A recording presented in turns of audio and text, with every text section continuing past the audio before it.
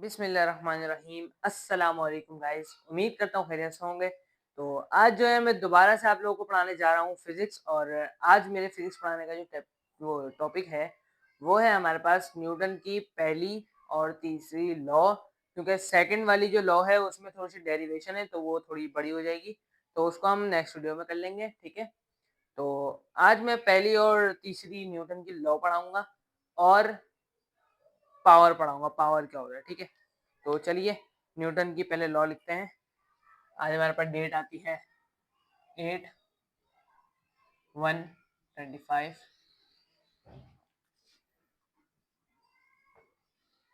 Newton's law of motion, Newton's first law.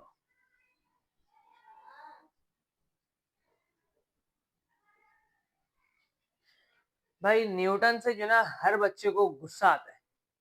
क्यों? क्योंकि Newton ने इतनी सारी लॉ लिख दी हैं कि न्यूटन को जो ना बस हर बंदा बोलता है कि बस न्यूटन मेरे सामने आ जाए मैं उसको मारूंगा। क्योंकि न्यूटन ने बहुत सारी लॉ लिख दी हैं और वो लॉ मुश्किल भी हैं, आसान भी हैं, ठीक है। तो न्यूटन की जो पहली लॉ है वो हमें क्या कहती है? न्यूटन की पहली law, Newton's first law is stated that the if the object continues its state of rest or uniform motion until an external force act on it। तो ये जो मैंने लिखा है इसका मकसद है Newton's first law is stated that if the object, कोई भी ऑब्जेक्ट, ठीक है, कंटिन्यूस इज इट्स स्टेट, मतलब वो अपनी जो काम कर रहा है वो भले रेस्ट में है या यूनिफॉर्म मोशन में कोई काम कर रहा है या रेस्ट कर रहा है, जिसमें भी वो कंटिन्यूस स्टेट में, ठीक है, अनटिल, जब तक कोई एक्सटर्नल फोर्स उस पर काम ना करे, जब तक वो अपनी जगह से हिलेगा भी नहीं, ठीक है, वो अपनी डायरेक्शन चेंज भी नहीं करेगा। अगर वो सेट हुआ हुआ है उसका काम के यहाँ से यहाँ तक सामान को लाना है या कोई काम, कोई जो है ट्रेन एक पटरी पे चल रही है, वो भले ट्रैक तो आड़ा टेढ़ा बना हुआ होता है लेकिन पटरी से नीचे तो नहीं उतरेगी ना ट्रेन। तो इसका मकसद है, इसके एग्जाम्पल में देता हूँ आप लोगों को कि ये जो है एक टेबल है, टेबल के ऊपर हमारे लिए बुक रखी हुई है, ठीक है, टेबल, टेबल के ऊपर जो ना बुक रखी हुई है, सही है। अब ये table lying in the room, कि ये टेबल खड़ी हुई कहाँ है? रूम के अंदर। और the book is lying on the table, और ये बुक टेबल के ऊपर रखी हुई है, ठीक है। जब तक इस पे कोई वर्क नहीं करेगा, जब तक ये अपनी जगह से हिलेगा नहीं। क्यों? क्योंकि इसके ऊपर कोई एक्सटर्नल फोर्स लगनी है तो ये अपनी जगह से हिलेगा। क्योंकि इसको, ये नॉन लिविंग थिंग है, इसको हमने एक जगह फिट कर दिया तो ये फिट ही रहेगा, ठीक है। तो न्यूटन की जो थर्ड लॉ आती है अब हमारे पास, न्यूटन की थर्ड लॉ आती है every action there is an equal and opposite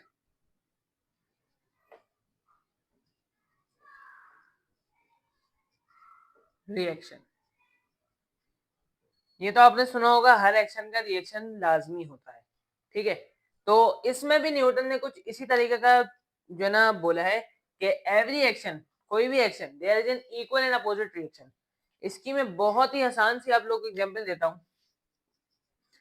अब हमारे पास एक बॉल है, उसको हमने बाउंस किया जमीन पे, हमने जितनी फोर्स लगाई उतनी ही फोर्स ग्रेविटी ने ऊपर की तरफ लगाई। क्यों? क्योंकि यहाँ पे ग्रेविटी की फोर्स भी है। ग्रेविटी ना हो तो हम दुनिया में कोई भी चीज रह नहीं सकती। मतलब एक जगह हम स्टिल खड़े हुए ना, हम खड़े नहीं रह सकते, हम हवाओं में उड़ते रहेंगे।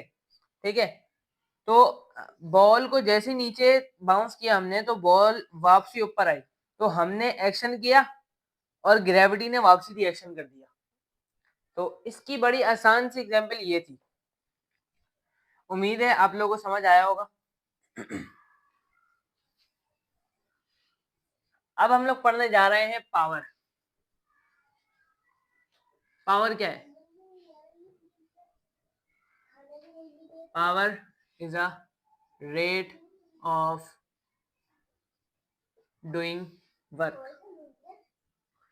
इसका मकसद है हमारे पास पावर, हमारे पास मतलब कोई भी काम का जो ना रेट, मकसद के कोई भी काम जो हो रहा है हमारा, कितनी फोर्स पे हो रहा है, क्या जो है ना उसके ऊपर क्या मास है उसका, मतलब the rate, power is a rate of doing work.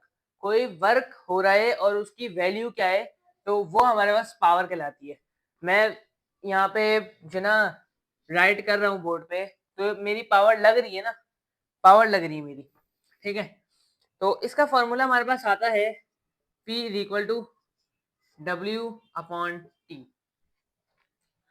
और कितने टाइम में हो रहा है।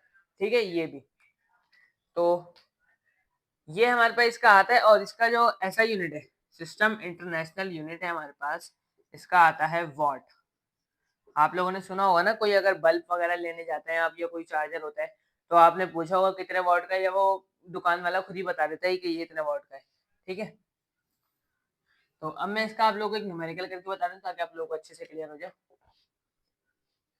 डेटा बनाएंगे, हमें टी हमारे पास है 5, और टी हमारे पास 5 है, और क्या कहते हैं, फोर्स नहीं, डब्ल्यू, डब्ल्यू हमारे पास 5 है। सही है, बल्कि टी हमारे पास 5 है और डब्ल्यू हमारे पास 10 है। पी हमें मालूम करना है, पावर हमें मालूम करनी है, तो यहाँ पे क्वेश्चन मार्क आ जाएगा। सॉल्व करेंगे, वी नो डैट, हमें पता है कि P बराबर है W अपॉन टी के, तो P ऐसे लिखा रहेगा। हमें मालूम करना है W है हमारे पास 10 और पावर ये है हमारे पास 5, तो P इज इक्वल टू 5 मतलब 5 2 था, तो 2 जो है हमारे पास 2 वॉट, 2 वॉट हमारे पास जो है ये यहाँ पे हमारे पास पावर आई है 2 वॉट। तो उम्मीद करता हूँ आप लोगों को समझ आया होगा, और अपना ख्याल रखें, दुआ में याद रखें। मिलते हैं नेक्स्ट वीडियो में, जब तक के लिए अल्लाह हाफिज़।